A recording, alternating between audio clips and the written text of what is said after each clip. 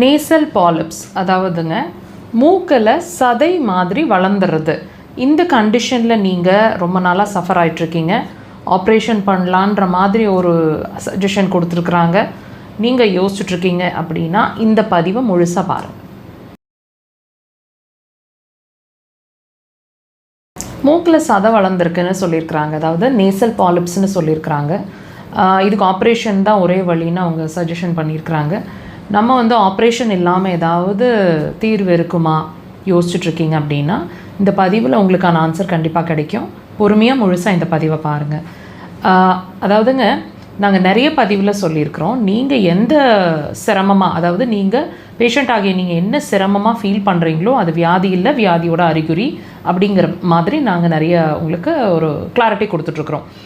அந்த வகையில் இந்த நேசல் பாலிப்ஸ் அதாவது மூக்கில் சதை வளர்ந்துருக்கிறதும் பிரச்சனை இல்லை, பிரச்சனையோடைய அறிகுறி தான். எதோட அறிகுறியாக இருக்கக்கூடும்? ஒன்று ஃபஸ்ட்டு ரூட் காஸ் அப்படின்னு சொல்கிறது பெருங்குடல் அல்லது மலக்குடல். இரண்டாவது உங்களோட நுரையீரல். உங்களுக்கு டவுட் வரும், மூக்கில் சதை வளர்ந்துருக்கிறதுக்கும் மலக்குடல் அல்லது பெருங்குடலுக்கும் என்ன சம்மந்தம் அப்படின்னு டவுட் வருது இல்லைங்களா? கண்டிப்பாக வரணும், அப்போ தான் உங்களுக்கு கிளாரிட்டி கிடைக்கும். இந்த மூக்கில் சதை வளர்ந்துருக்கிறதுக்கு முக்கியமான ரீசன் அப்படின்னு சொல்லப்படுறது உங்களோட மோஷன் சிரமம். அதாவதுங்க மோஷன் சிரமம்னா, இல்லை டாக்டர் நான் 2-3 தடவைக்கு மேலே போகிறேன், டெய்லி சாப்பிட்ட பிறகு மோஷன் போயிடுவேன், இதுவும் மோஷன் பிரச்சனை தான்.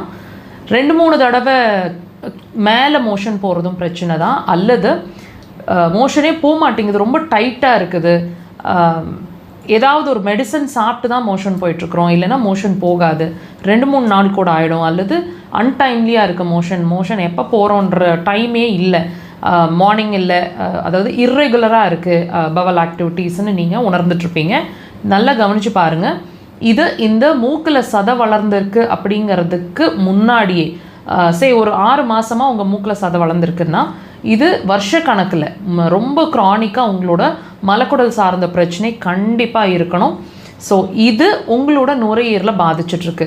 திடீர்னு மூச்சு வாங்குற மாதிரி இருக்கிறது, பேசும்போது பெருமூச்சு எடுக்கிற மாதிரி இருக்கிறது, அப்பப்போ ஸ்கின்ல அரிப்பு ஏற்படுறது, ரொம்ப கோவம் டென்ஷன் ஆகிற மாதிரி இருக்கிறது, பிடிவாத குணம் அதிகமாக இருக்கிற மாதிரி இருக்கிறது, வீசிங், ஆஸ்துமா, சைனஸ், இந்த மாதிரி விஷயங்கள் கண்டிப்பான முறையில் இருக்கும்.